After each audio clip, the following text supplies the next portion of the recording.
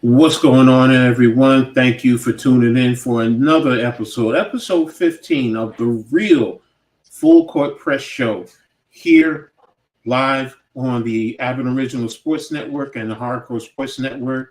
We're your hosts.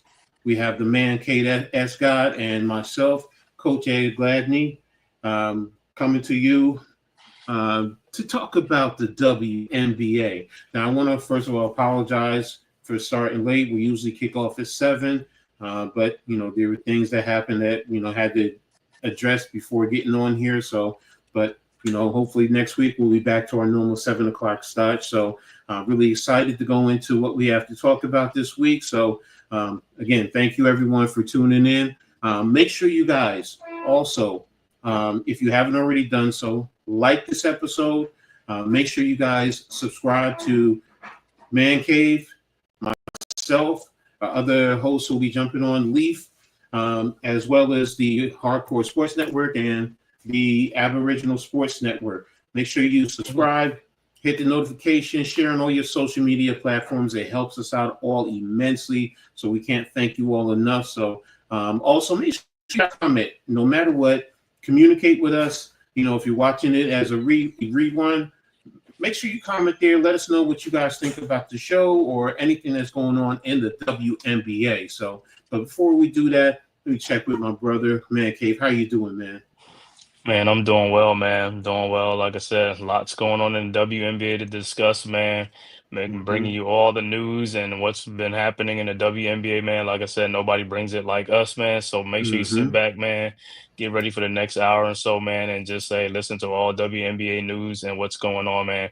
Happy to always talk about the WNBA. Don't give them too much love, you know what I'm saying? So when we do, we make sure we got it dedicated for them, you know what I'm saying? Because if we don't, nobody else will, you know what I'm saying? So that's Mm-hmm. what we gonna do, man. So I'm ready to talk this WNBA, man. Good seeing you, coach, man. Let's chop it up.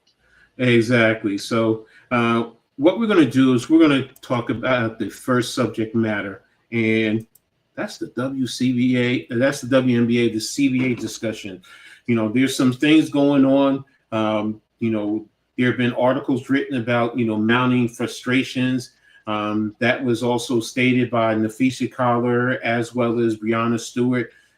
Right now there have even been accusations about conflict of interest because Nafisa and Brianna are also co-owners of the Unrivaled. So, there have been questions about how can they do this and worry about the CBA and the WNBA when they're with another league. And they both said there's no conflict. They're only about developing women's basketball and getting that out there and getting women to be able to play in the W. But right now, the CBA, they have a new CBA coming out. So what's your thoughts on this, man, Cave, in reference to the issues that seem to be growing between the league and the players union?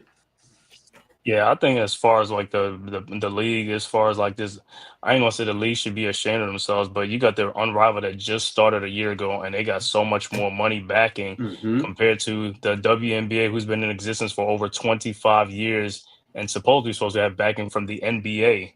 So Mm-hmm. they should be much further along than the Unrivaled league. You know what I'm saying? So it's almost like I don't want to, bring in a little politics. It's almost like, like minimum wage hasn't been touched in 20 some years. That's what it, Mm-hmm. and that's what it Mm-hmm. seems like. You know what I'm saying? It's like, but I think, like I said, who is it? Brianna Stewart and Nafisa Kaya, like I said, Mm-hmm. they on Unrivaled League. But like I said, I don't think there's no conflict of interest because their whole thing is the WNBA because the WNBA employs more employees and stuff like that. And they know Mm-hmm. that this is the bread and butter, especially if they got backing from the NBA. This has been a league that's been in existence for over 25 years. All these other leagues just come into existence. Not to say that Unrivaled won't last long, but the WNBA has staying power. And Mm-hmm. by showing that, they also are expanding too. So that shows you Mm-hmm. to have more staying power. So I think these, like I said, they are very smart individual women and stuff like that. I don't think it has no conflict of interest, and I think they're going about it the right way. I think what the WNBA needs to do is they need to focus on getting more salary for these players. Exactly. And you know what I'm saying, that's the most important part because like I said, if they get more salaries, then more players won't have to go overseas to make money and stuff like that, or play in a rival. I mean, they're gonna play in the unrivaled league, which is a great, alternative because it keeps you here instead of when you go into a different country. You know what I'm saying? So that's a great thing. But like I said, I think they're gonna get this thing done, man. And like I said, they should up the money, man, and stuff like that. So I don't see no conflict of interest in this. I'm with you, man. I mean, there is no conflict of interest. Their whole thing is about about women's basketball here in the States. They want to see both leagues prosper. And then right now with the CBA coming up, you said it best. They're expanding. So the money is there. You have, look, say what you want about Caitlin Clark. She's bringing people in, and some of these young players. And hold on a second. Leaf is jumping in. What's up, Leaf? How you doing, brother? That's good, bro. Coach K, man, what's going on, bro? I'm just finishing up my last few days in the state of New York. I'm my movers. I got my bags packed, man. I'm all ready to move. I'll be out of New York this week. Okay. My girlfriend, her daughter, her family, they ready.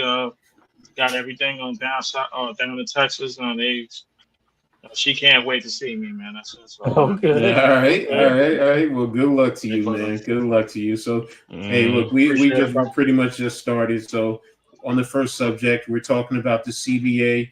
About the issues right now that the possibility of conflict between the league as well as the players union, and then also the supposed conflict of issue because Nafisi Collier and Brianna Stewart are co-owners of the Unrivaled, and the perceived thought by some is that they want to see the WNBA stop so the Unrivaled can prosper, but which Cade just said that's crazy because there's more players in the WNBA. They want to see players prosper. They just want to see get a fair cut of the pie that's out there about the revenue that's coming in from TV, everything that's out there, merchandising, so on and so forth. So, but give us your take on what's going on with the CBA issues right now with the W. I mean, I haven't really read too much of anything that's going on with the CBA, but what I will say is I don't really think it should be an issue regarding the rival league because rival league is like that's kind of different brand of basketball than the WNBA. You know what I'm saying? Just like the 3v3s and all of that. I mean, it's given a lot of women a lot more opportunities to play while the WNBA is going. So it's only 40 games. But we got what we got to understand. Going back to last episode, Coach, the expansion is coming. And there's a lot of teams coming in, so it's going to be a lot more comp, and that means it's going to be more games. And the WNBA is going to see heights and see money that they haven't seen before. You know what I'm saying? So I mean, like that's flowing in. The women's game is evolving year after year after year. I keep telling people, bro, it's like hip hop. Like your flow gets older every 60 seconds. So somebody got a new hit, and then the next thing you know, somebody else got a new hit. Everybody thinking, don't get me wrong, the Caitlin Clark phenomenon and the fanfare is going to be on, but the second that Paige Beckers can prove that she could carry and we already know what she could do. And the second that Juju Watkins comes in this league and all the other young ladies behind her, that like we're going to be seeing a lot more comp, a lot more sooner, and a lot more than we think. So I think whatever's going on between the players union and the execs and whatever, man, like they need to get their heads on the same page, man, and try to get this thing done because I don't think anything should be related to the Unrivaled League. The Unrivaled League is mostly a summer league kind of thing to me. So I mean, this should be a no-brainer. Now I'm with you, man. I mean, first of all, separate the two. There's no conflict of interest, different time frame, different style of basketball. What it does is it keeps women from going overseas to play. So, and it ends before the W starts. So, because sometimes internationally, women are left overseas, and then if they don't get back in time, then they can't play in the WNBA because that is a rule. So, with that being said, now as far as the CBA, yes, make it fair and equitable for all parties involved. Look, let's get this thing done. It's a growing sport. People are starting to flow to it. And like you said, there's new talent that is coming out every year. Yes. Caitlin Clark has, what she's done for the league. We can't, diminish it. People want to see her play. I get it.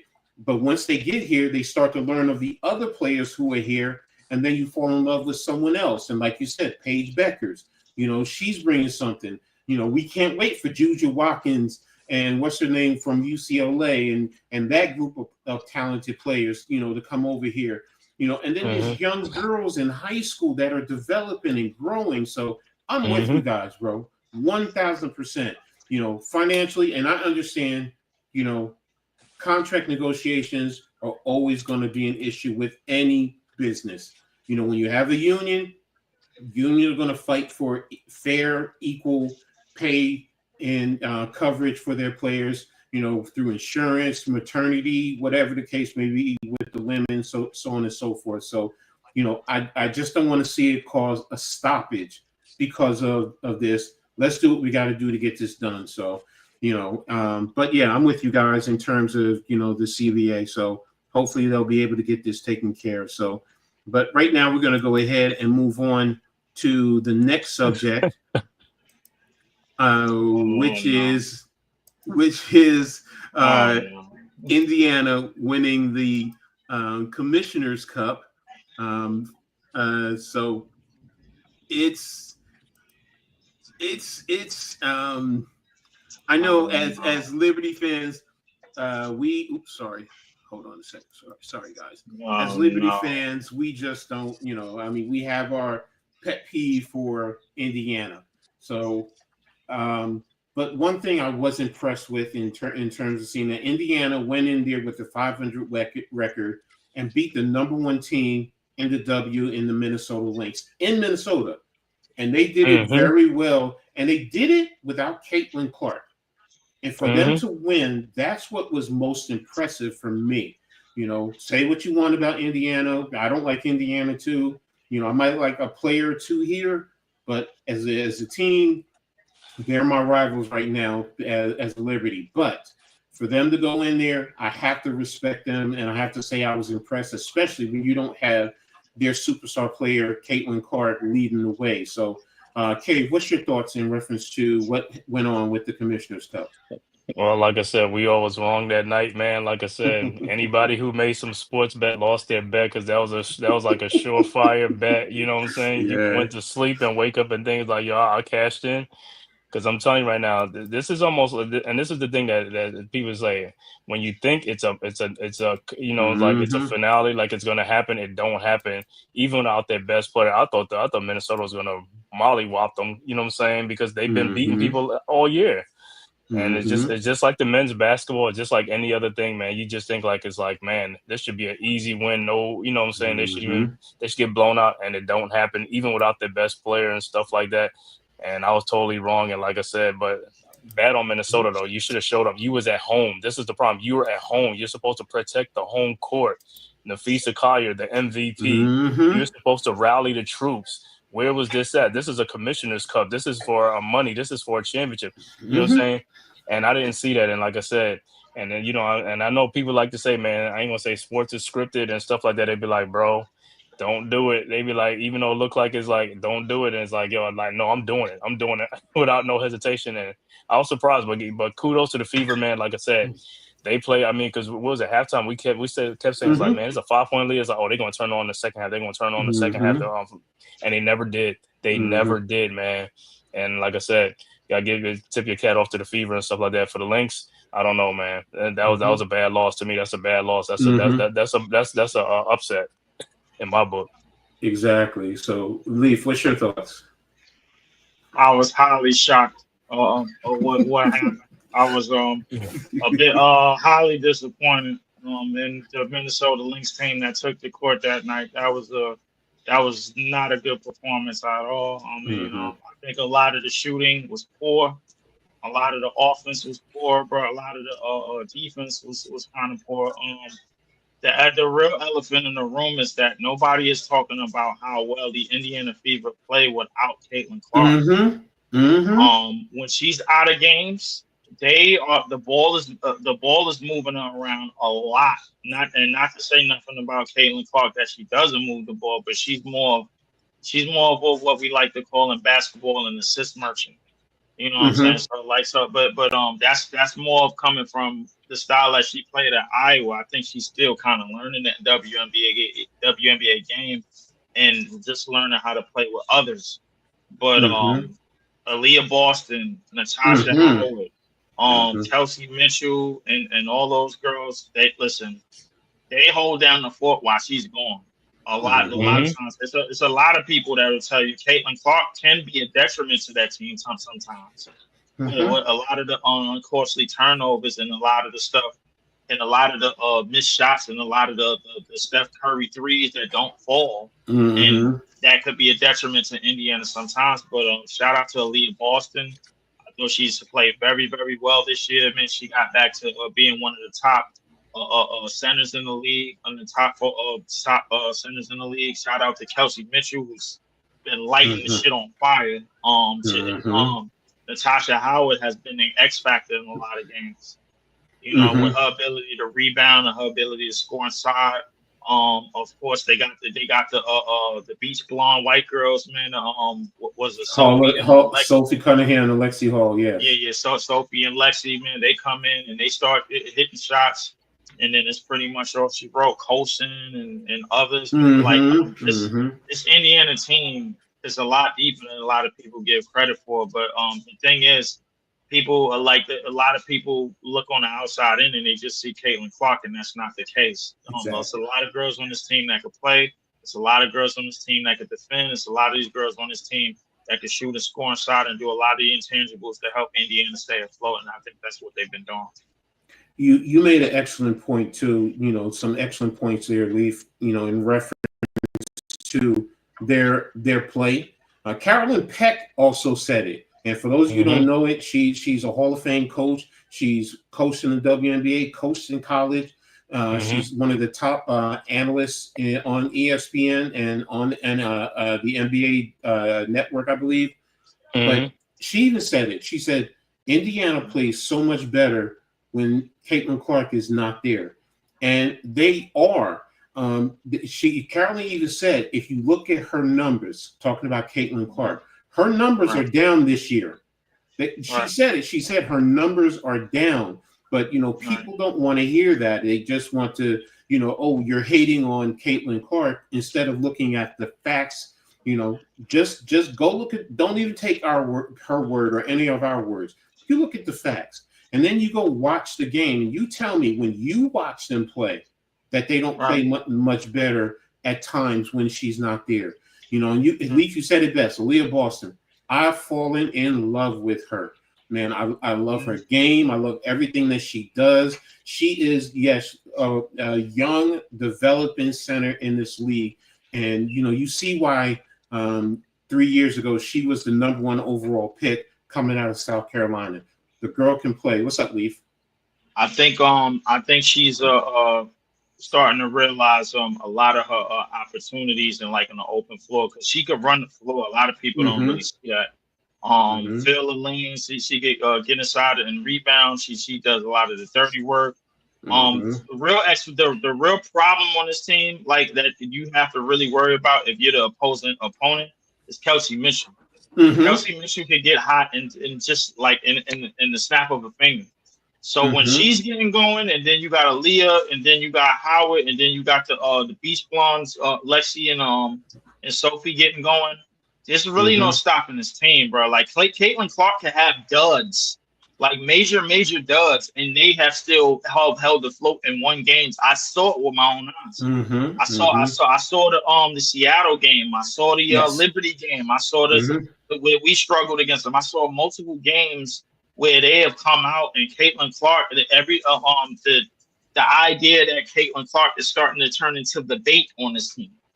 She's really the bait, and everybody else is being able to roam free and go off. That's the most important part that people got to realize about this team as going forward.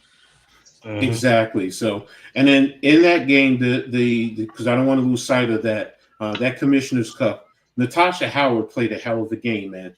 You know, I mean, first of all, Nafisa Carla had a terrible game, and I think a lot of that had to do with Natasha Howard's play, both on both ends of the floor. You know, it forced Nafisa to really have to work harder on defense, which kind of took away from her offense. And she was missing a lot of shots she normally hits. So, and they just played a hell of a game. Aaliyah Boston played well. Sophie Cunningham, I've always loved her game coming out of Missouri in college, and when she was playing in Phoenix. She's that type of player. She's a glue player. Like you said, the Bleach Bonds in terms of Sophie and Lexi, they both play the same way. You know, they get on the floor. They get after everything. They get the rebounds. They kick out, you know, and then they hit those open threes, you know, because teams are so focused on Aaliyah Boston or Mitchell, or even when Caitlin Clark is in there, they get so focused on those players. So, but in this game, in this championship game, they played very well as a team, and I was thoroughly impressed. And like you said earlier, Cade, you know, when we were on our episode last week, we were like, oh, it's 5 points. We were expecting it to change in the second half, and Indiana said no. They pushed it. They pushed it up on them, you know. So and it was just a beautiful thing. And the one last thing I want to add to this is I was really impressed with seeing those Fevers fans in the stands, because I'm seeing fans in there holding up signs and this is our home. I'm saying to myself, whoa, they traveling in Minnesota, so yeah, in Minnesota. So, but yeah, what did you have to add, Lee? I was gonna add just what I'm seeing more so lately, man. Like, listen, I think Nafisa Collier is turning into the best player in this league. Obviously, defensive player of the year, but there's certain things that you can attack on, like when it comes to her game. Certain points that you can attack. So, because as a help defender, I think she's amazing. As like the roamer, as basically like the Tim Duncan type of defender on this, I think she's amazing. But the thing about Minnesota, when you start to spread them out and then you force everybody to play one-on-one defense, you could catch Minnesota lacking. You could catch them on you can catch them in the alleyway, man. You can catch them on a Friday night, man. Like, for sure. Because I like the thing about Nafisa is when she gets a little bit rattled when she's not making her money shots. Like her money, like to turn off the opposite shoulder, to turn off the right shoulder. When she's not making those shots, she can get a little bit rattled, you know. And that, I think that's a point to keep in mind, like as we go on to the season. But I love that. I love that point, Leaf. I mean, you're so right with her. You know, it just seems like, you know, she gets rattled, then she starts turning to the referees instead of focusing on, you know what, let me do a lot of the other little things until my shot comes back, you know, and I can have an impact in other ways. So, yeah, definitely. I was watching that Chicago game earlier. That was a pretty good game. I thought Angel played very well. I just think the game came down to the last play. Shakira Austin had got the ball on fake. She went up on the right. They came around. I didn't think that call should have been made, but I mean they did make the call. I thought we should have been playing overtime, but Washington did win the game. But it was a nice little back and forth game. I thought Angel played well. Shakira Austin, man, I ain't gonna lie, she a big body Benz, but she is. Then follow it since she came out of Texas, so yes. Man, listen, she was playing. I think she was playing in Mississippi for a little bit, but that game, I thought Angie played very well in that game, and I think she's been playing very well ever since. They putting her in space. They putting her in space a lot. Jay the Kid, what up, They put her in space a lot. They're not really running things for Angie too much. They getting the ball and tell her to go. You know what I'm saying? Like, and that's the main thing, like getting her space and getting her open opportunities, and instead of like clogging the paint and she's under there. She's moving the ball a lot more.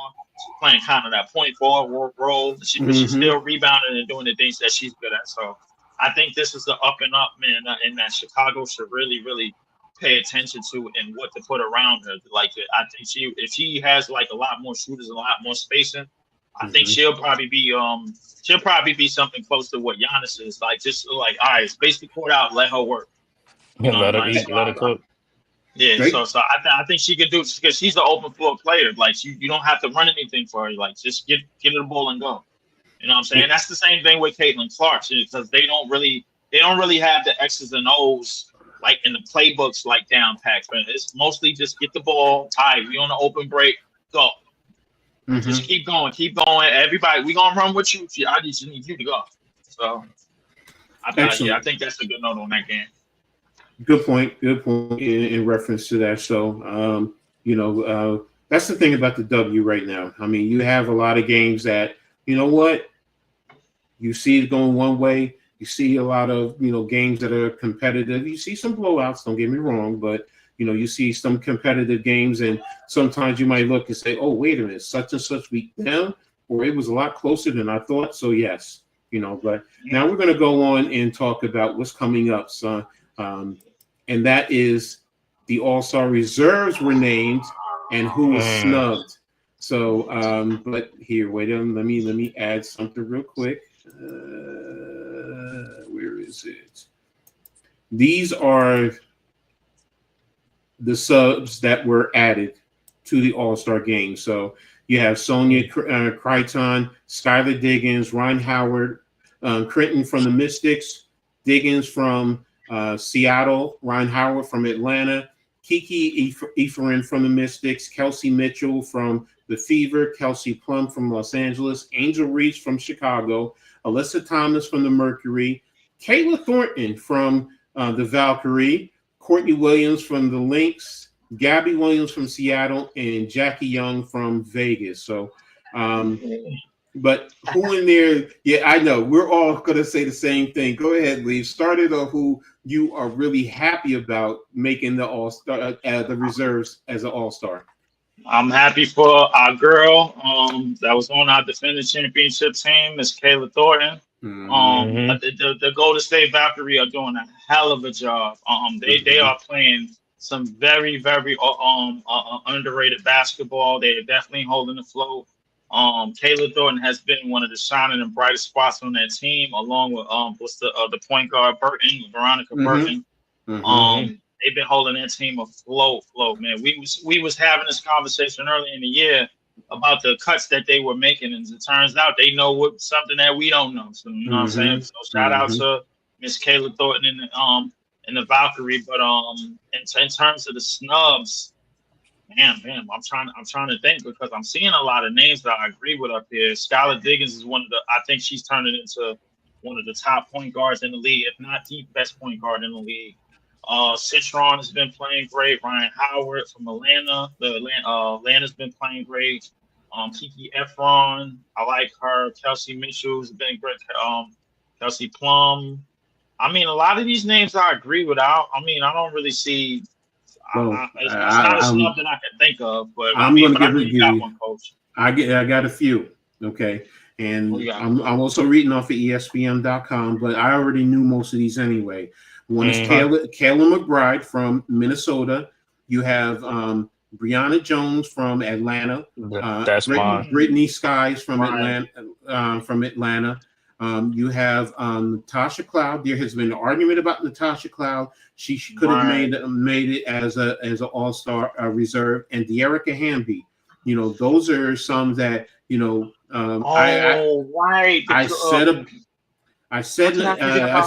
I said Natasha, I said De'Erica, and I said Brianna Jones. I did say Brianna Jones. I forgot about Kayla McBride, but Cave, what's your thoughts? What about Rakia Jackson before you go? Yeah, what's your thing? Rakia, wait a minute. I have to look at her numbers. I don't know. There are times that she does disappear a little bit, but I haven't seen a lot of Los Angeles games because sometimes they are later. So I haven't stayed up to catch all their games, but yeah, I think she has been doing. I have to pull up her numbers just to see.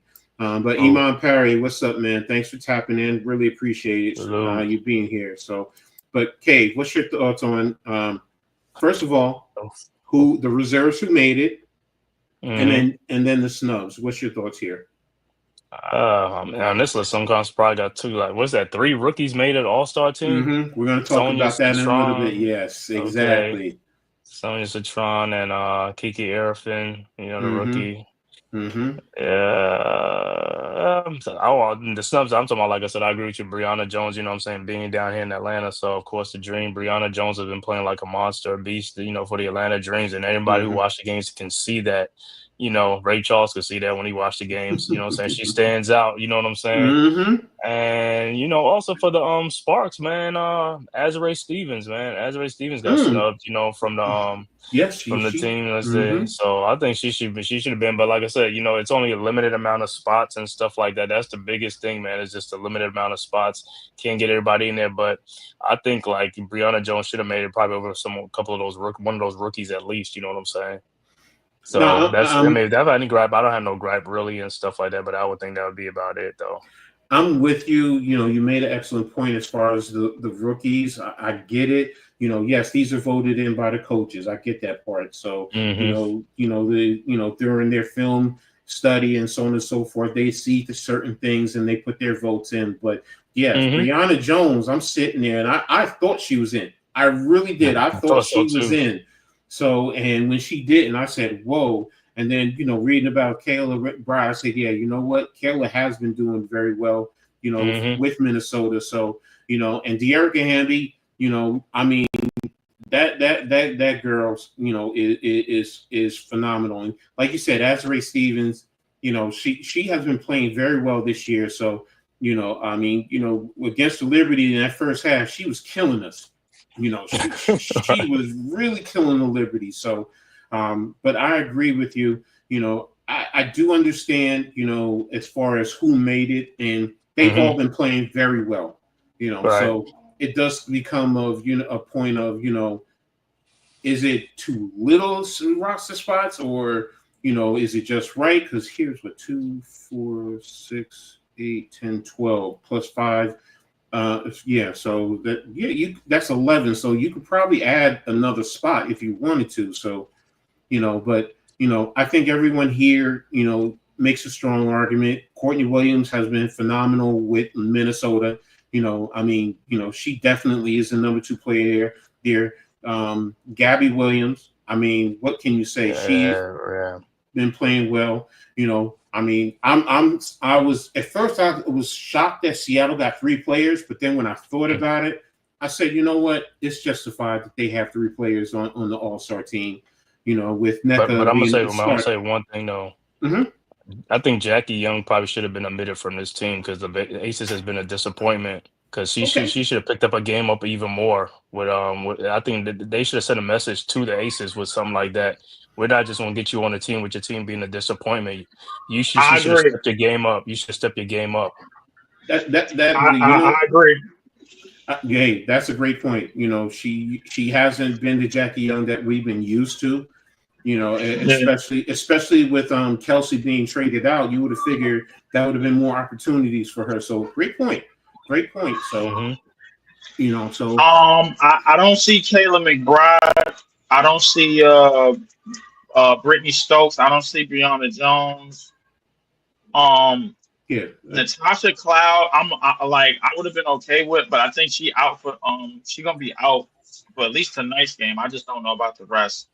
De'Arica Hamby.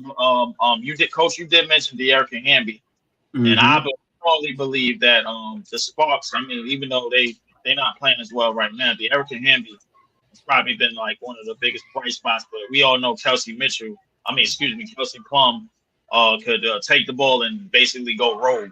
You know what I'm saying? So but I definitely Jackie Young. They probably should have exercised the option with that. I thought Alyssa Thomas been playing very beautiful basketball now. So I can't say nothing about Phoenix. Well, I'm going to say this to you because you say you don't see Brianna Jones, but Brianna Jones is up to her game. She's now getting 14 points a game, 8.1 rebound, even 2.4 assists. And I think the one thing that's helped her game is playing with Brittany Griner, where teams now have to decide, who are you going to defend, in the low post. And because Brittany is so tall, sometimes she get those double teams where she can just kick it right to Brianna, which allows her to up her game. So you know, because she wasn't playing like this in Connecticut. I'm sorry, she wasn't. Mm-hmm. You know, so you know, but I get where you're coming from, because that was the first thing I thought about. But then I thought about her game, Brianna, and you know, even recently against the Liberty, I was just like, yeah, she's been playing a hell of a game. So that's why I think she should have been in there. You know, and you made a great point about Jackie Young. So that's someone who I think, you know, you could have replaced her with. So, but hey, I really don't have an issue with, you know, the rest of these All-Stars. I'm sorry, I just don't. I see a valid reason for every last one. And for all of y'all who keep getting on Angel Reese with the me bounds, you know, that whatchamacallit, she's doing a phenomenal job. Oh, she's rebounding her shots. Well, okay, she's getting the offensive rebound. Well, where's the defense? That's right. She's actually been shooting better. To get on not to get on Angel Reese, but she's been playing much better, and all it really took was a simple coaching change, bro. Like they put her more in spots where she could get the rebound and take it all the way, and they moving out, they spacing the floor out a lot more with Ariel Atkins and a lot of those girls on that team. They're not clogged up. Angel Reese is not shooting the ball in like triple teams and double traffic. She's getting a lot more one-on-ones. She's getting a lot more one-on-one opportunities as opposed to getting double teamed as soon as she gets the rebound, and then she's laying in the dunk box, which we call the dunk box because we watch NBA basketball. But, you know what I mean? But like she's scoring more than that. Mid-range shot is getting better to spot up. You know, they're giving a lot of space to work. So all it took was one coaching change. If only would have came sooner, I think Chicago probably had a better record. So hey, I'm with you there. Look. I forgot where I saw it. Angel Reese, her last 5 games, she's 19 rebounds, 18 rebounds, 16 rebounds, 17 rebounds, 15 rebounds. That's not just she's missing her own shot and getting her offensive rebounds. Oh, look at her percentage and so on and so forth. You sure that ain't an NBA player you looking at? No, because I was just talking with Pat and NYG about it. So, but rebounds will get crushed by Boston and Aja. Okay, if you say so. No, that's all right. That's all right, Jerry. I don't take it personally like that, you know, with Caps or whatever. I understand. So, you know, but she's doing it against, you know, some decent teams. I mean, she just did it against whatchamacallit? Was it Washington? She just did it against Washington earlier today. Yes, she had 22-15 and I think 6 or 7.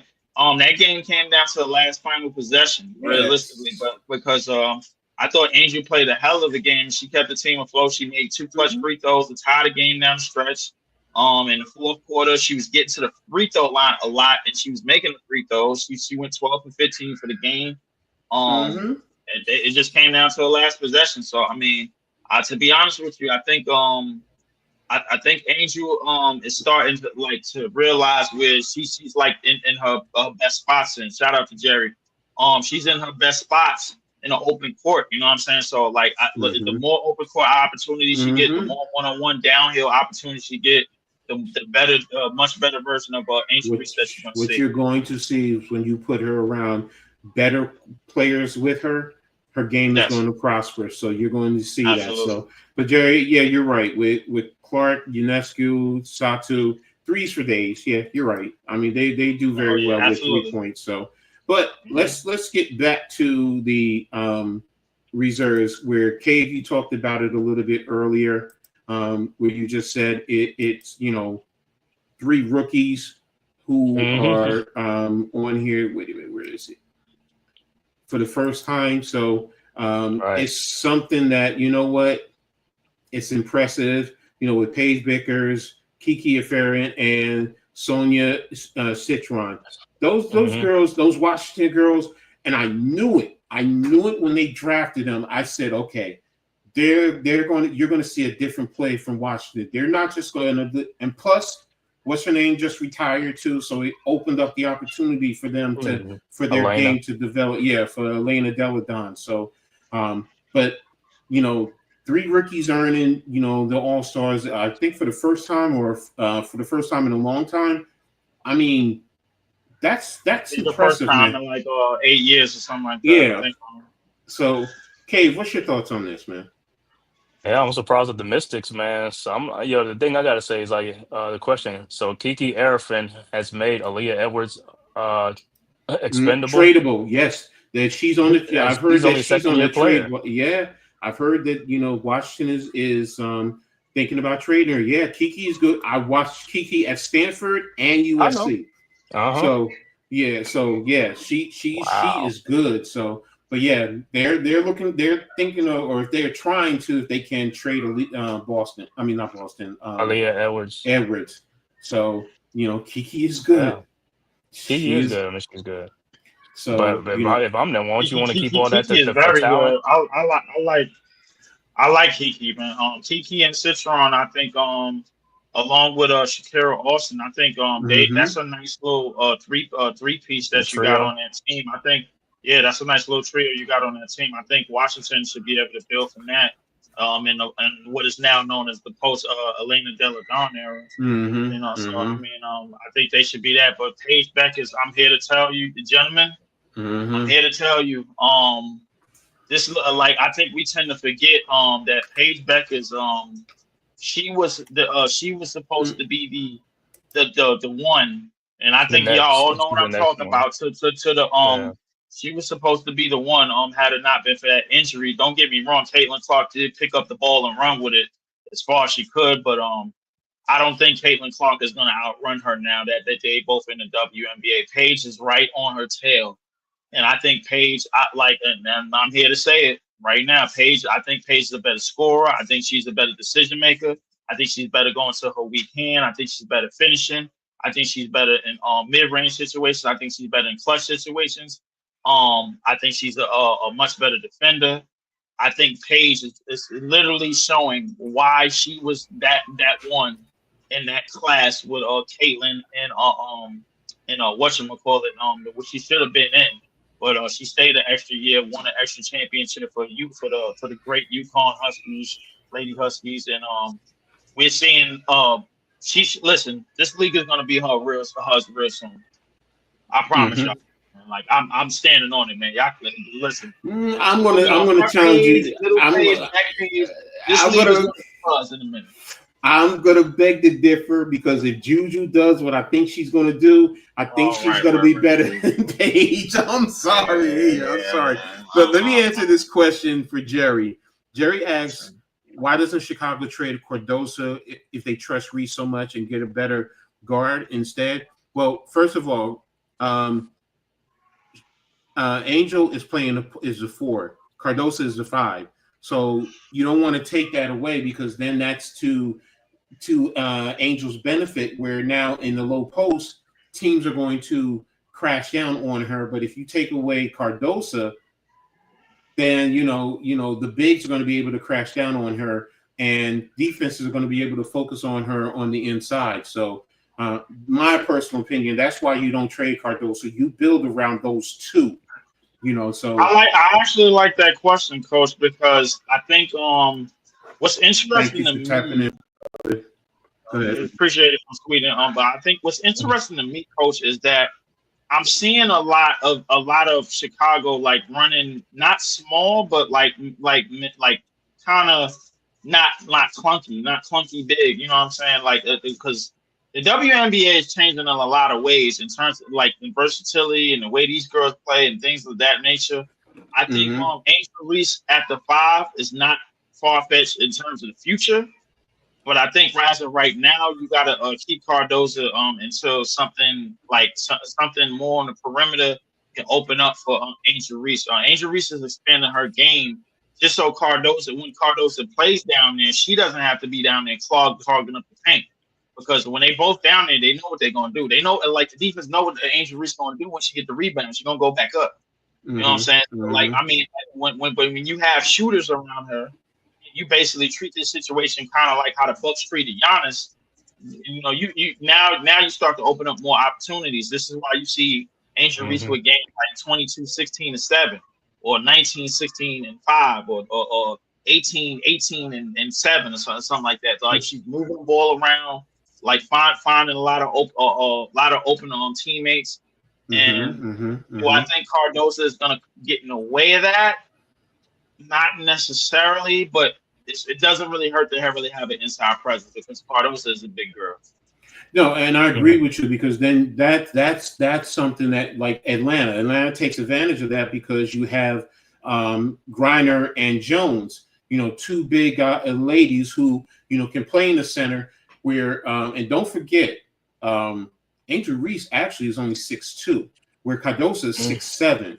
So if you put her down at the center spot, then she's going to have to go up against a lot more 6'7", 6'6" players as opposed to her being 6'2". Now she knows how to use her lower base and get positioning against some bigger guys, but during the whole course of a season and during the full course of a game, then it changed. That's where Cardoso also helps her because you know what, you can't double team both of them or you can't push out both of them from the low post. So that's why to me it's.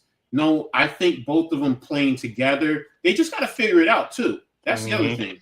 They really have to figure it out. That's also true because I think in terms of like the front courts in the WNBA, it seemed like they want to go to more what Shakira Austin does as opposed to what Camila Cardoso does. Like in that sort of space. Because don't get me wrong, man, like Camila Cardoso. 6'7", Kalani Brown, man, like that's a Benz right there, man. Like she's 6'7", she playing Phoenix, but I think they more want to lean towards like how versatile you are at that size. Let's be honest, man. Like I'm seeing Shakira Austin play, just the way that she moves on the basketball court is scary to me. Like I don't think I've ever seen a woman that size move on that basketball court like that. I'm like she's legitimate 6'4", 6'5", so. I think the WNBA is starting to look for more of that type of movement and that type of how well you can move at the 5 and the 4 in that place. What you think, Kay? Man, I'm like this. The thing with Angel Reese is like I think people take for granted, like, rebounding. Like I said, that's why I respect people like Angel Reese and Mitchell Robinson, like I said, because that's toughness, that's dedication to go get those rebounds like that. In this soft era that we talking about in sports, these people are still playing like lunch pail. You can't teach that. You can't teach that type of toughness. You know what I'm saying? And Angel Reese been doing this her whole career. This ain't something that just started. So even if Cardoso's there, she's not there. Angel Reese still gonna get a rebound because she still goes and get those boards regardless of who's on her, who's not on her, and stuff like that. And that's just that's just her. And there's a lot of players in the NBA and WNBA, they're lazy. They don't go get the rebound. They don't box out. That's a lost art. They don't even, you know what I'm saying? So she's doing what she's got to do. And like I said, and they can talk about all these Aaliyah Boston and all these people like this. She gonna get a rebound regardless who guarding her. She's still gonna do her thing. Double don't matter because that's what she is. Hustle and determination. That's all it is hustle and determination. And you can't stop somebody that has a motor. She has a motor. That's the difference. A lot of players don't have motors. And you know what? Here's one other thing for the future. Don't forget about Lauren Betts from UCLA, 6'7", and don't internationally.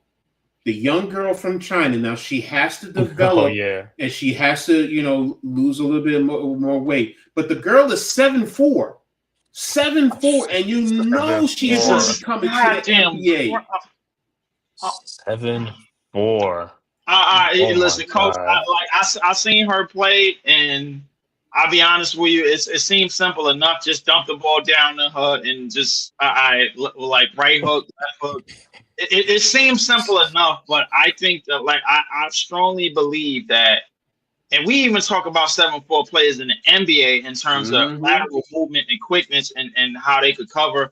Like I'll be honest with you, bro. Y'all know how I feel about Zach Edey, but a 7'4" Asian girl. I mean, it seems simple enough. Maybe they can date. She's 19. She's 19.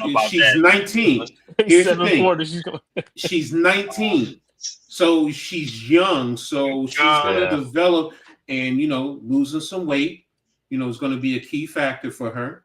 Right. So, everything that she can do, like you said, offensively, left hand, right hand.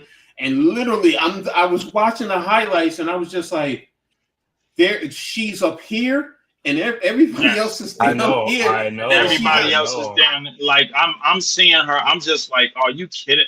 I thought somebody was messing with me when they first sent me the video, and then I seen the video. I'm just like, ain't no goddamn way, man. Like, what's going She's gonna on? be bigger than Brit. She's gonna be bigger than Brittany Griner and Cardosa. Exactly. Rashida had the same height as Yao Ming. God damn it. That's what I'm saying. Yao Ming, I know, man. It's like, Yao man, was this is what, crazy, like bro. 7'6" or something? What? Shaq is only 7'1". Yao Ming is tall, Like, bro.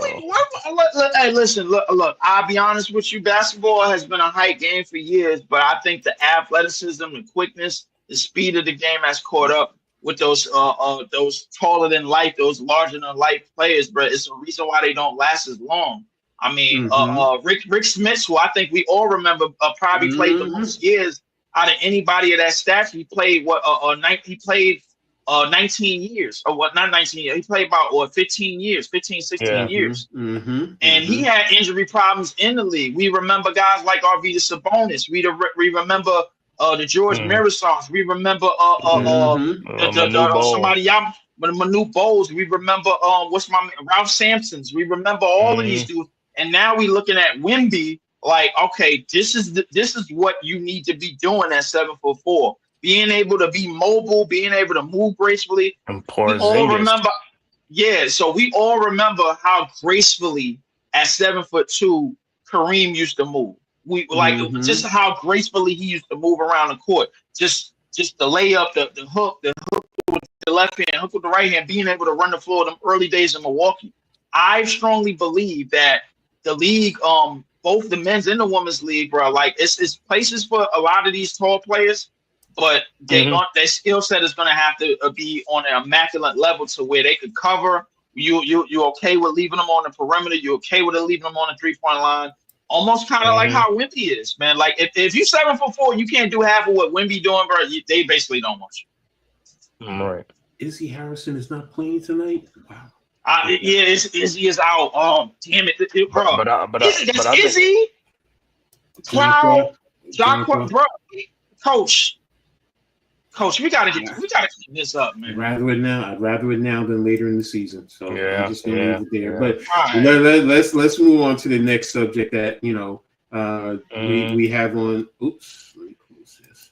That we have on the agenda, and it deals a little bit with international, where the USA they played in the America Cup to 2025 and came away with the win.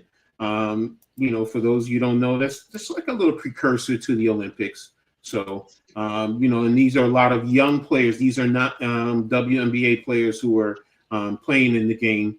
These are, a lot of college kids. The MVP, what's her name? Malaya. She's 19 years old and she finished with 27 points in the game. So, and there's a lot of talent there. Hidalgo. From she left. Olivia Miles who played in the game. So you had some talent there in the United States. So and they beat teams. They beat Canada. They beat Brazil to win the championship because Brazil won the championship, I believe, the last time. So this is the United States reclaiming it. So what's you guys' thoughts on the United States now regaining and winning the America Cup, but also sending notice of the young talent that's here in the United States, for years to come? Cave, what's your thoughts? Man, that's a good thing, man. Anytime you can get the college kids and things like that to go and get a championship instead of using like the WNBA players, that's a great thing. That shows like, like the players are here on par with the international, stuff like that. And, it's a good thing, man. Like I said, for stars like Olivia Miles, and some other stars on the team and stuff like that is great exposure for them and stuff like that. And playing international ball. So yeah, I'm good with it, man. But like I said, when they can start getting their butt whipped, then you gotta go back to the WNBA players. No, I understand. Because the other teams are sending their professionals, and so that's like they playing against professionals and stuff like that, and they still holding their own, which is a great thing, man. So hey, I'm all for it, man. And Olivia Miles, shout out to her, man. Like I said, she was at Notre Dame and she transferred to I guess TCU now and stuff like that. So I'll see how she do this year and stuff like that, man. So it was good. I think Miles and Hidalgo also played in this game too. So, Yeah, Hidalgo played. But Leaf, what's your thoughts? That's amazing. That college talent and the women's side, because the last time I think college talent won in the men's side. Coach, you might remember. I think we had Muggsy Bogues in like '86 or something like that. Yeah, that was a And I think long that time that ago. was a long time ago, man. Like, and obviously since then, since the Dream Team, everything changed. But when the college players get in them USA uniforms, either both men's or women's, we kind of see the second coming of what's to come. You know what I'm saying? So, like, I mean, that's great for them girls, for those young girls, man, that haven't hit the league yet. They still, what, 18, 19, 20, around that time, you know, around that age, and they could go overseas and they could go win it all. You know, in the FIBA in America Cup, the FIBA game is a different type of game from what our game is. Different rules and things like that. It kind of give you that old school style of basketball. You know what I'm saying? But I think for the most part, as our leagues change, a lot of the overseas and the FIBA, the world game remains the same. You know, the same type of rules and concepts and everything. And it's one of the reasons why a lot of European players, a lot of international players could just automatically adjust, man, like to the game today, because like they still could use those same concepts. So congratulations to those young ladies, man, for FIBA Cup. I definitely think they could do it. They could do it again. Well, we're gonna have to see how fast the rest of the world catches up. So if they keep producing 7'4" girls from China, man, we ain't gonna keep doing this shit. You know what I'm saying? So yeah, exactly. So, but yeah, I was impressed. I was pleased, and I think it sends a strong message that to the young girls that are here in the United States that the opportunity is there, and this gives you a footstep in the door to chasing your dreams of not only making it internationally and playing in the Olympics, but you're going to play with a lot of these girls in college, against these girls in college, and as well as in the WNBA. So you see where your talent is, and don't forget is some international talent that you're going to go up against. So this is a way of you getting your measuring stick. So definitely happy to see that. So congratulations to them, and looking for more. So next thing I want to talk about is the two teams who are actually playing right now is the New York Liberty and the Las Vegas Aces. It's they've been having an up and down season. We just alluded to it just a little while ago. And I just basically, it was just like, what's the matter with both teams? I've always expected the Aces to be up there this year. I was not expecting them to struggle the way they have. And the Liberty, I know a lot of it deals with injury, especially the loss of John Quell. But, it just seems like, some of the play for the Liberty just doesn't seem right this year, in my opinion. Especially with teams attacking the paint. Can one player be the only reason why teams don't attack the paint? Where's the rest of the defense to take control and force teams to not drive down the lane? Because that's what I see a lot of times. Yes, some of it's pick and roll. Don't get me wrong. Good pick and roll will allow you to attack the paint, but there are times I'm just seeing a guard just drive right down the lane, right to the rim, and I'm like, where is her defender at? So Leaf, what's your thoughts? I hate to be repetitive and just say it, but without Jacquel Jones, man, like it's basically open season on the painted area and our paint defense. It's clear as day. I mean, like I don't know what we're doing defensively without her. I don't know what we're doing offensively without her. We don't have an inside presence. We don't have an inside presence on both offense and defense. We don't get dirty on the bounds. We don't get physical. Phoebus came back for a little bit and gave us a spark, but we can't play our real brand of basketball. We shoot too many threes. We're way too much on the perimeter. We're not getting into the basket. It's a lot of things that we just cannot do without Jacquel Jones. It's just that simple. Now, as far as the Aces go, it's somewhat kind of the death of a dynasty. I mean, I guess if you want to say, because they was on their way to winning 3 straight championships, and obviously we broke that up. But if you go look at the teams that they had in the 2 championships that they won in, the year after year, it started. It's like a barnyard type of string, like one of them barnyard strings that kept coming loose and coming loose and coming loose, and the pieces started coming loose, and all of a sudden they didn't know what to put around Asia anymore. All of a sudden they didn't know how to put pieces around Jackie Young and Chelsea anymore. Like you lost Kelsey, you lost Alicia Clark, you lost all of these pieces, you lost Candace Parker, you lost all of these pieces over the years.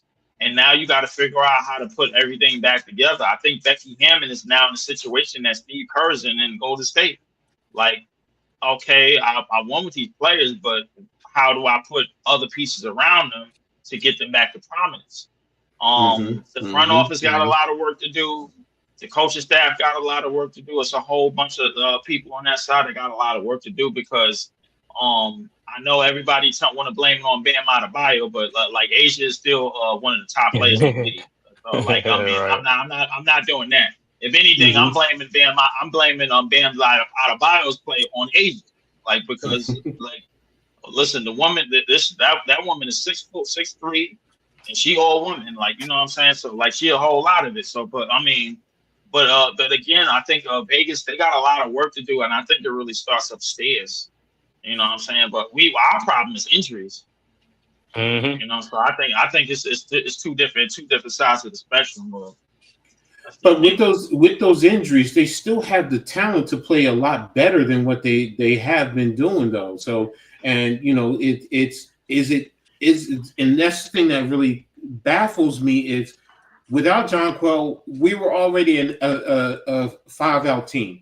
But now we're even more so, where at least Jonquel could go down low and give you something in the post. And what I'm alluding to is, with Izzy Harrison and with Naira Sabli, why can't we get them down into the low post to force a defense to at least collapse on double team on them to get the open 3 points? Where is that? Because Jonquel can give you that. Why can't we get that from the rest of our low post players? Go ahead, Leaf. Because the rest of our low post players ain't Jonquel Jones. Well, no. I don't mean it like that. But you know what? They should be able to give you some semblance of a low post present where they can score down low. That's what I'm getting at. Where you can at least force the defense to clap. If somebody is hedging a little bit, force them to come in, because your teammate is getting bullied down low. And that's what I'm looking for. Now, I'm not saying they have to be Jonquel. No way in hell. Naira is not Jonquel, but because Jonquel can also pass, and she can also shoot the threes. I don't expect that from Naira, but you know what I see from Naira is she can pick and roll and then crash to the board, and that's how she will get her points. But we don't set up any place for her in the low post where she can back the defender down to force the defense to collapse a little bit on her to get a better shot from the 3-point line. That's where I'm getting at. Stewie can do that on occasion, but she can get pushed off of out of the low post. So that's what I'm saying with Naira and even Izzy. I've seen it. I'm like, why can't they go down low post? And I think Naira, well, at least Naira is definitely a dirty work player. I think I think in terms of skill sets, Jonquel was like the one person on our team where, if we didn't have nothing on the perimeter, if we like all else failed, like just dump it down in the paint and let Jonquel work. And she would turn basically water into wine in the paint, you know. But the only problem that we had is that she kept shooting them goddamn threes, and that was pissing us off. Like pissing me off almost every time I seen them. I was like, love, if you don't get down in that paint and start moving these little girls up out the way, man, like, come on, man, like. But when she finally did it, and we was like, yeah, and then we finally realized it. Jonquel came into the season going back to strictly, I'm in that painted area. Ain't nothing you can do about it. I'm bigger than you. I'm stronger than you, and it ain't a damn thing that you could do. When she got it, and it made it easier for all of our shooters. Cloud was getting going.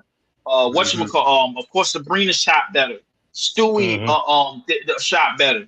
It started to open the game up for everybody else, and everybody else is in place. Now that Jacquel is gone, it's sort of a big improv. It's almost like cutting the head off the snake. Yes, you know what I'm saying. So I mean, like, Baby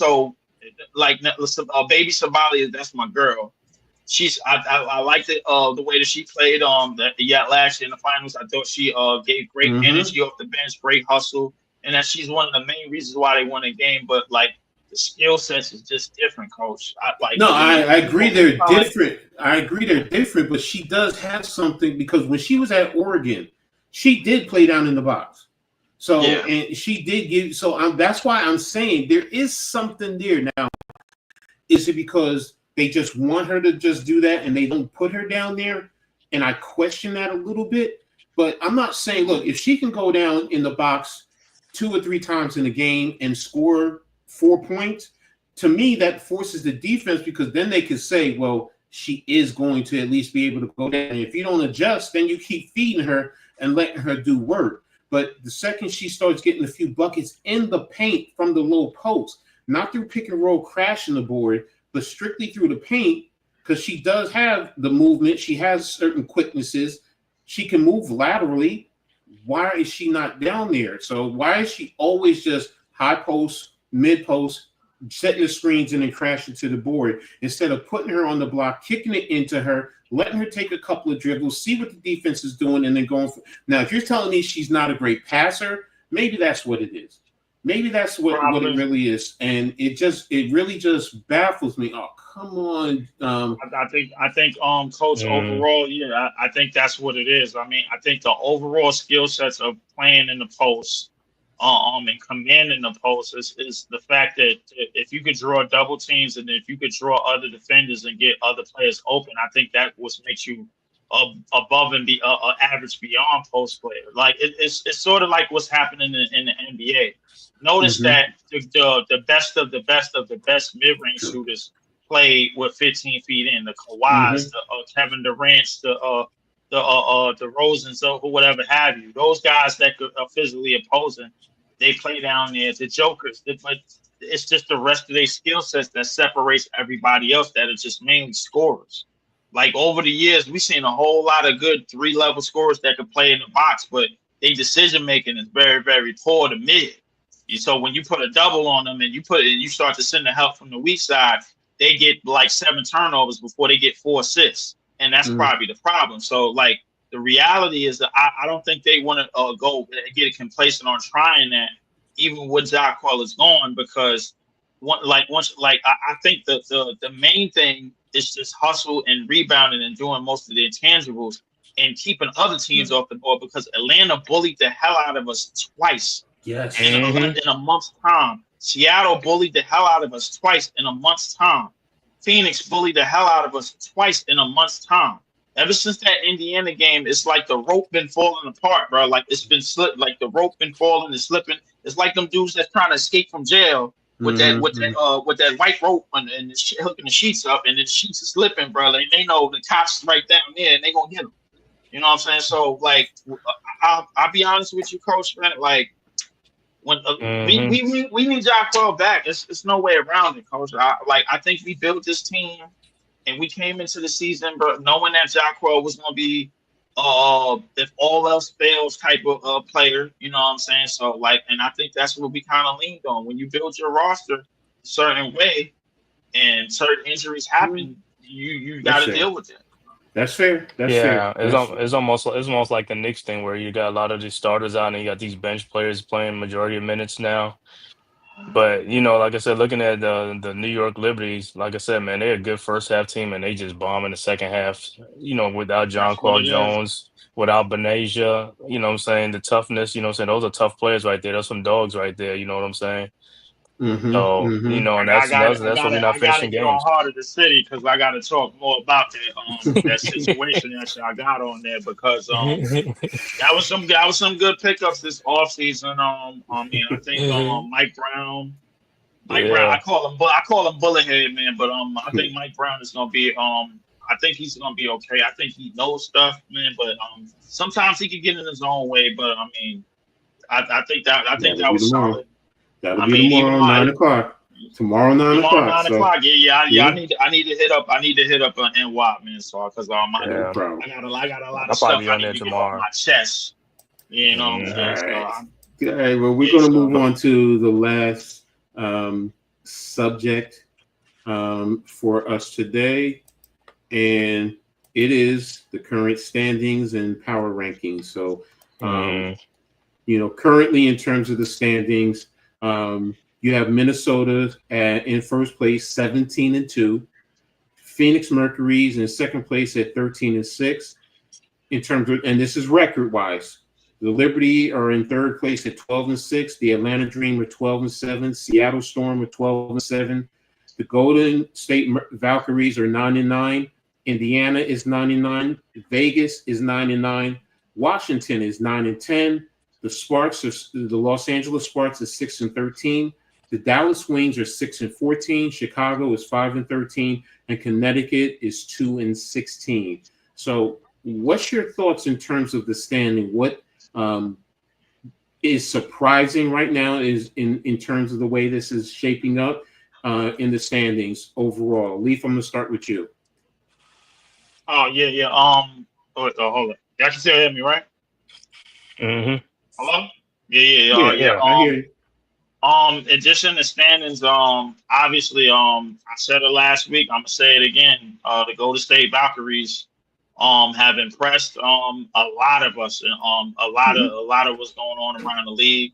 Obviously, we of course, probably the biggest disappointment right now is us because we didn't have the skid, and we need to get out of this damn skid, but because we're supposed to be right up there with the Lynx. But it's not a terrible skid, but when you got Atlanta on your back, when you got Seattle on your back, these are teams that we, like, if we had full health, we could be I believe that we could be in our sleep. I mean, this is what I did. Look, we the damn champions, man. We need to fix this, clean this up. But the Aces, everybody, the Mystics have been sort of surprising as well, man, because they got 2 All-Stars on the Citron and Kiki, and they got Shakira Austin, and I think they could make a push. I think they could very, very well make a push in the postseason for sure. But the surprise team for me right now is the Valkyries, man. At 9-9, Indiana at 9-9, Vegas at 9-9, Washington at 9-10. But I think the Valkyries, they have a chance to separate from that pack. Seattle is getting on my damn nerves. That's one of the Western Conference teams I tried to get on, but they pissed me off. We need to get back on track, Coach, man. I'm gonna go with Golden State is the most surprising, and right now we need to clean this up. That's just as simple as that. What about you, Cave? What's your thoughts about the standings right now? About the standings, like I said, I think the surprise, like you said, the Valkyries are surprised, but I'm gonna go with the Atlanta Dream and the Storm. Like I said, they're right on our necks right now, and both teams have beaten us and stuff like that. I know we down with injuries and stuff like that. They are a problem. When you're not at full strength, they are a problem.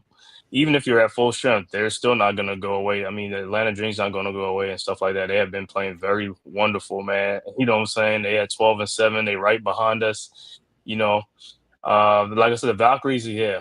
Hey, man, what can you say about that team? Like I said, they just put a bunch of players together, and they playing their hearts out, man. So you got to tip your cap off to them for their inaugural season. You know what I'm saying? As an expansion team. So that's good. Seattle's another team, like I said. Seattle, like I said, that's a team you can't sleep on. They can beat you, you know what I'm saying? They got some vets over there, Skylar Diggins, NECA, stuff like that. I keep forgetting the center name, Meg. I keep to pronounce it.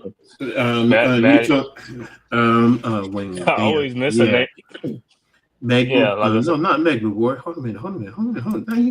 It's Meg. It starts with an M. I know it starts with an M. It's like every time I say it, friend. Dominique Malonga and Izzy Meg McGuire.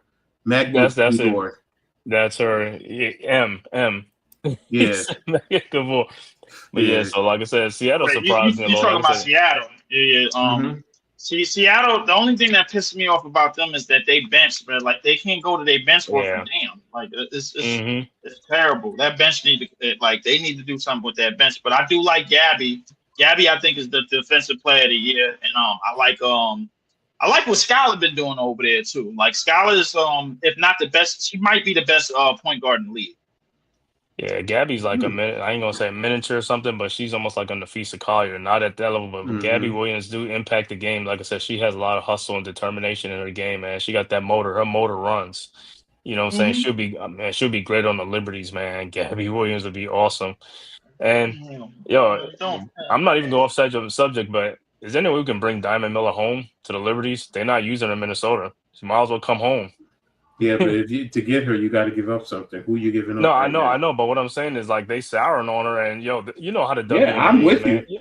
You know how the WNBA is like, man, they just give up on picks, man. Them dudes just like, we gonna get rid of you, and her value is low right now. It's like, hey, see if you can get her for something. You know what I'm saying? If you can get her for Marquisha Davis, then okay, that's straight. Yeah, I'm just saying because I think we could use her, man. You know what I'm saying? She's being. I ain't gonna say. Who we giving up? Marquisha Davis. He's a Marquisha Davis. The girl we drafted. I'm not mad at it. I mean, Diamond is cool, man. I mean, I'm not mad at it, but I feel like we already dealt ourselves like a cold straw. You know, what happened to Lainey Hamilton and us giving up Kayla Thornton. You know, that's kind of like that. Usually, is kind of the beginning of the end when it comes to championship. We did give up Kayla Thornton. You had no choice because of the expansion. Yeah, you had no choice. You can only cover. You can only cover a certain amount of players. So it's like right. And that's what bothered me the most. Breeze, what's going on? That's what bothered me the most about like the expansion thing. Was like usually what was it back then? Coach, okay, like Diara. Coach, like when the expansion teams came back then, like in the 80s and the 90s, you was able to you only had to choose two players that you wanted to let go, right? Like I think it was how it went when they put like the Timberwolves and the Heat. Yeah, you had to leave like you had to leave like 1 or 2 players available for them. Like you can protect them and they could draft them if they wanted to, something like that. We're here. That's how they do it. You can only protect like 6, and then from there you can protect 6, and then from there everybody else is on the roster. So if you have 11 players, that means 5 players are open. If you have 12, that means 6 players are open. So. And that concerns me going into next year because don't forget, you have 2 teams that are going to be going. Yeah, so it's going to be some more, right? So 2. So we could lose 2 players this year. So looking at the roster, it's like, well, why they pull this off, bro? When we win a championship, you know what I'm saying? Like, I don't want to think about that. I don't want to think about that. I don't. Hold on, don't. Hey, they better not lose Benasia next year, man. Why they do this when we win a championship? It wouldn't surprise me. It wouldn't surprise me if Benasia is left off but Benasia might not get drafted because she's coming back from an injury, so they might not. They don't care. Yeah, no, they might not care. I think an expansion team would. So they would probably. Expansion team definitely would care. Now the one that is concerns me is what's her name? Our point guard with what's her name? The UDFA from last year with the gold locks. On our team? Yeah. Oh, damn it. Let me look it up. Let me look at her roster. Let me see the roster. WNBA team. It's not Kennedy Burke. No. She might even be left open if you're forced to. Jalen Sherrod. Yeah, Sherrod. Sherrod has that speed. Like, depending on what the rules are, if they tell you can only cover 6, it's like, all right, I already know it's going to be Burke, probably Natasha Cloud, Phoebe, Sabrina, Jonquil Jones. Oh no, that's 6 right there. So that leaves Stewie up. So it's like, damn, who do you leave with? That means it's probably going to be Kennedy Burke going to be going next year. Yeah, probably Kennedy, bro. Like I'm not getting rid of Natasha Cloud. I'm not doing that. Y'all say what you want to say. But you know what? No. I don't want to talk about that right now. We still too early in the season. Yeah, we still too early in the season. I don't even want to think about that neither because the expansion draft is gonna be heavy, man. Ghost, what's going on?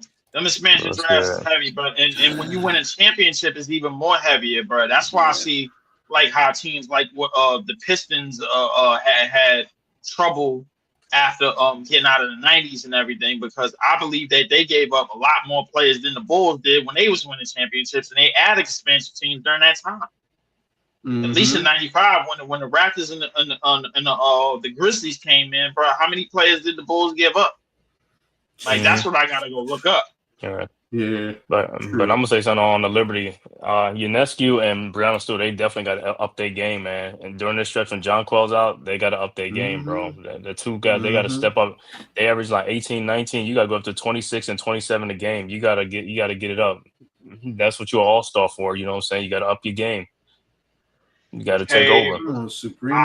Cave, listen. I agree with you, but at the same time, I've seen them on the court, even with Jacquel, like I've seen them have blunders shooting wise. That's right.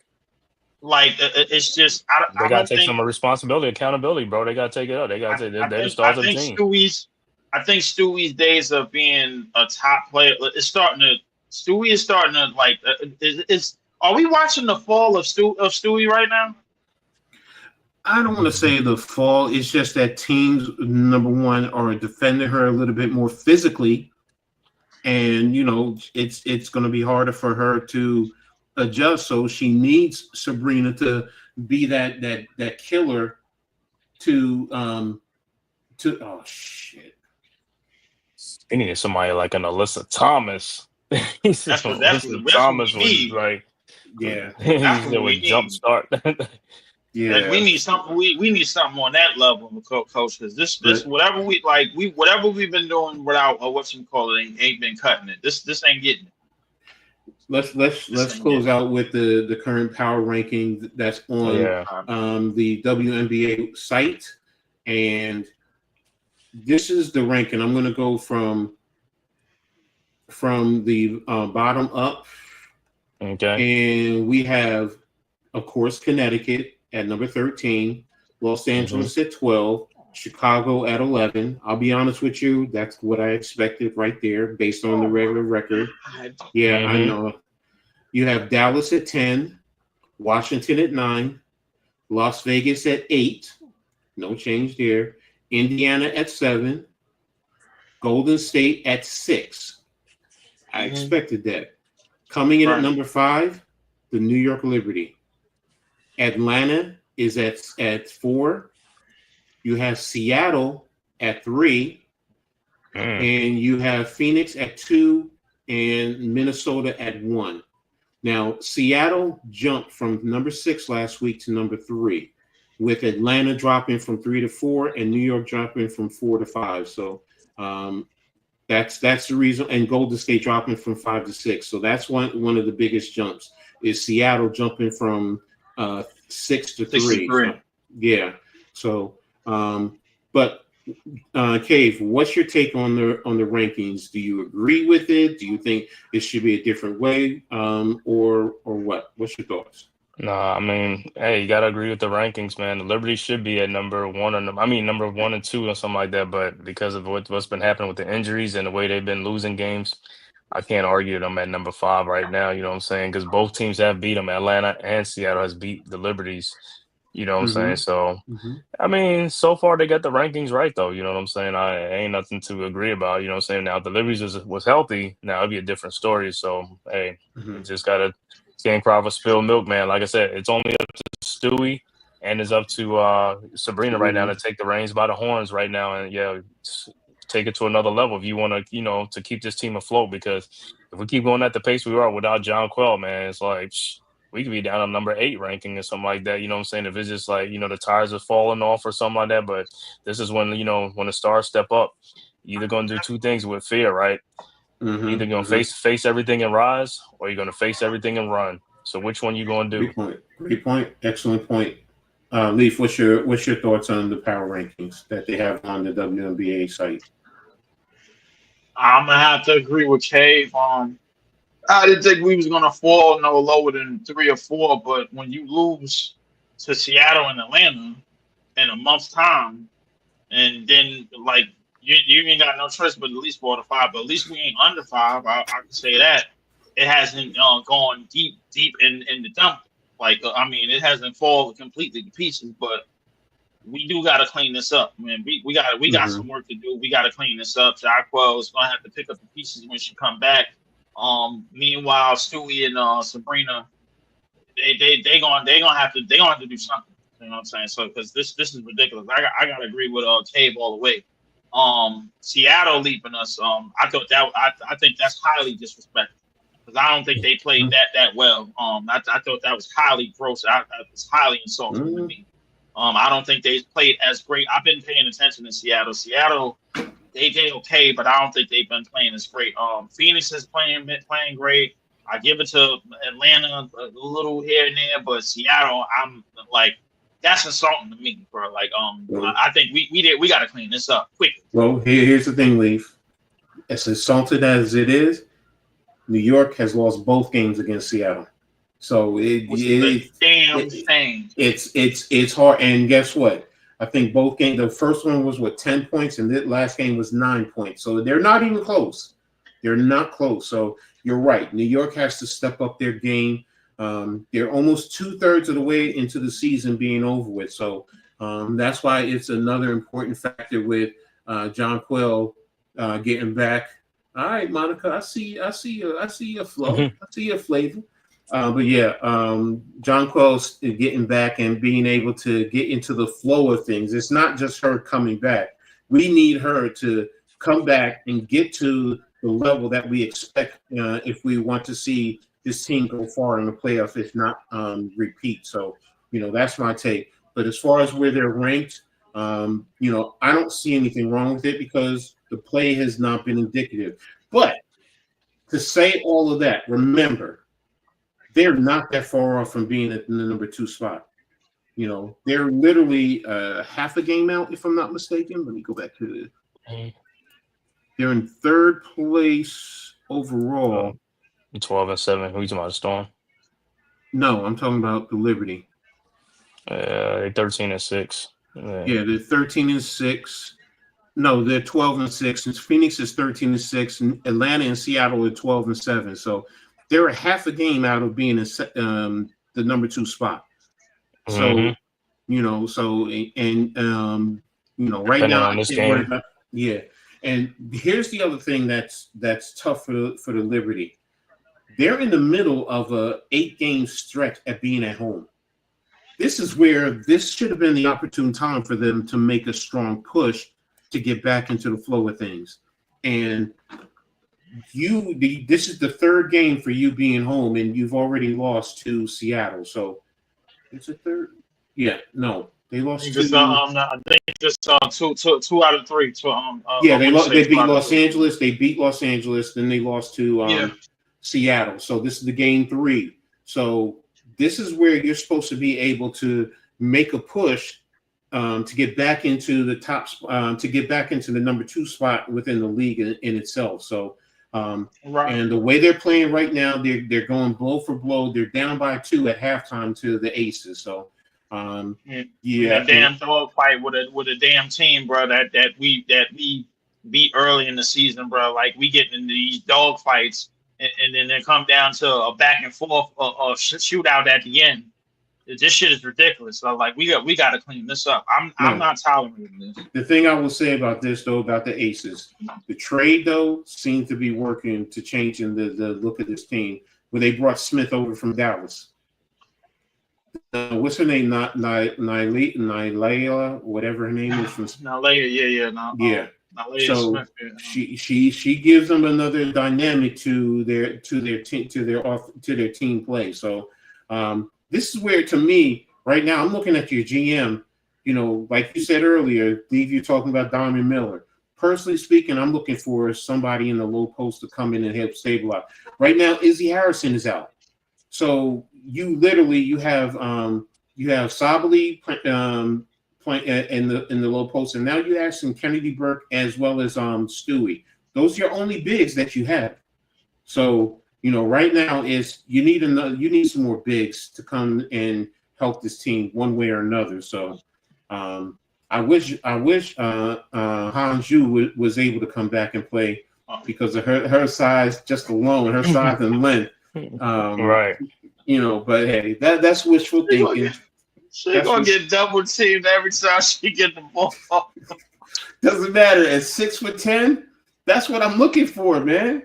And you know, some rebound. Now she's not strong, so she can get pushed around, but she's athletic. But she's athletic, and she can move, and she can still hit threes. But hey, that's just an old fuddy duddy like me. Really appreciated her game. So shout out to the girl on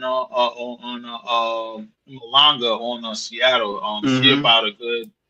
She's tall. She dunked with ease. Love what's going on. Yeah. 6'6", man. She dunked with ease, man. She in the layup line, two-handed it, one-handed it, left hand. So I've seen her. She dunks with ease, but it's gonna be interesting to see how she turns out. Actually, thank you for tuning in, Love and Aries 23, Mr. Realist. I appreciate you. Make sure everybody hits that like button for the Man Cave, for my man Leaf, for Coach Ed Gladney, for the Hardcore Sports Network, for the Aboriginal Sports Network. Man, we really appreciate you guys. Make sure you hit the like button, subscribe. Make sure you share on all your social media platforms so that way we can continue to get this great content out to you guys consistently. So, that's pretty much going to be it. Anything else that you guys want to talk about before we get out? Oh, here's one thing I forgot to say. Congratulations to Wnba Bonner for going back to Seattle. She got picked up by Phoenix. Sorry, she got picked up by Phoenix. So you know she went back home to be with wifey also. So you know she played there, won the championship there, but now wifey is there. And you know what? That's a sneaky good pickup. Yes. So, yeah, because she gets to eat her cake and eat it too, right? Yes, have a cake. She do. Yes, she does. Yes, she does. So. You know, but is there anything else that you guys want to touch on before we get out of here? No, I'm gonna just say tomorrow night, man. I will be on tomorrow night, probably before you guys at 7, man. Talking Mike Brown hire, also Knicks, man. New look Knicks with the free agency and stuff like that. Because I know I wasn't on last week, man. You know, the holidays and stuff. So I'll be back on it tomorrow night. Knicks live tomorrow night, man. Catch me tomorrow at 7:00 tonight, 7 p.m. tomorrow night. Okay. Caitlin is expected to return tomorrow against the Valkyries. Okay. I think so. Yeah. Anything you want to talk about, Lee, before we get out of here? Got any shows or something you want to? No. But I do have what I will say is I'm gonna try to get in touch with NYG because I got a lot to say on what's been happening around the league and what's been happening around free agency. That's been like the big talk of the town and everything. I think we I didn't get a chance to talk to him a lot, but I am, however, gentlemen, I'm celebrating my very last night in the state of New York, man. I'm going to just have another place of residence, man. I'm gonna be in the state of Texas. I don't know how long I don't know how long I'll be there because that wasn't my first option. But it's just new life, and just switching up and everything, man. I'm leaving. Almost all my family is moving out of Brooklyn, man. Like my brother even hit me up. He's like, "Yo, I'm out of here, man." I'm like, "Where you going?" He's like, "I'm going upstate, man." I'm like, "All right, whatever." Like so, yeah, my parents they just got a house out in Long Island. Everybody moving out on Long Island. Old folks moving out Long Island left and right. But okay. I just want to say appreciate everybody that definitely chimed in the channel, bro. Appreciate everybody that subscribed to my channel. All 307 of y'all. The channel is moving up. Appreciate all the gentlemen at the Aboriginal Sports Network, man. Coach, Cave, NYG, of course, my man Big Pat, man. Can't wait to get lock in with y'all soon, man. Well, football season is coming real soon. I can't forget about that, man. So we're gonna have to lock in. Shout out to the Blue Fellas, and shout out to everybody in New York, to everybody that know me, friends, family. shout out to everybody in Brooklyn, everybody know me, friends, family of the tri-state area. But I am out of this time zone, man. I can't do this. Look. When you get down to Texas, journey, bro. Congrats. Yes, when you get down to Texas, man, you gotta tell me one thing that you gotta. Hopefully, you'll try it and let me know. Let me know how the brisket is down there, because everybody tells me the brisket is the best in Texas. That's all I keep hearing, and I'm like, okay. I haven't. You know what? I've been down there twice already, and I still haven't tried the brisket yet. I have to try it. My girlfriend family, she's like Mexican and everything, so I don't know if they really mess with it or not. But I'm gonna definitely try to get to try it. Oh, they do it in Texas. They do it. They do it all. So you love it, bro.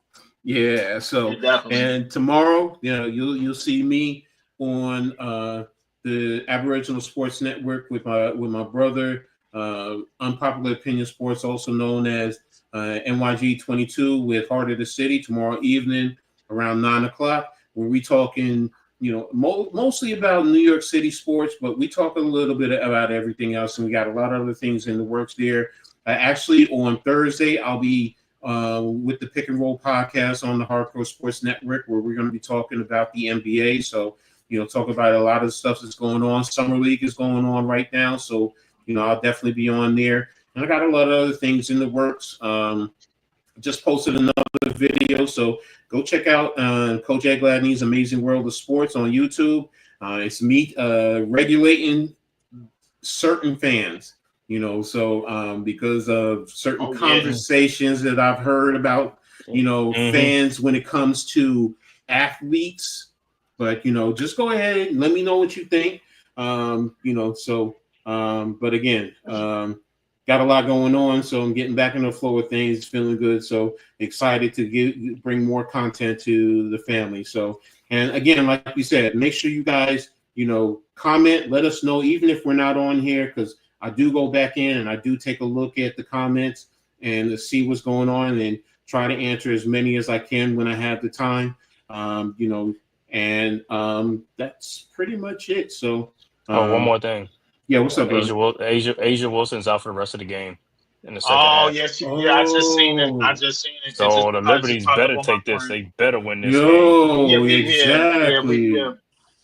We gotta win this game. We gotta win this game. There's no excuses, man. There's none.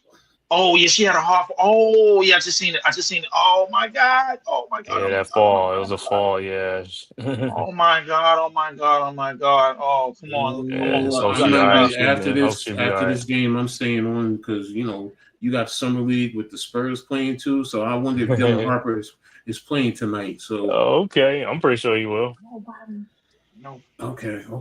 Go RU. So now I got to bring back doing it for the R now. So, but.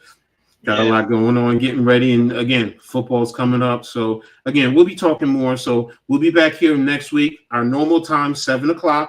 So be ready. I'm gonna try to see if I I gotta see if I can get my laptop cleaned up. Because I gotta, I'm relocating. You're in the move, bro. You're in the move.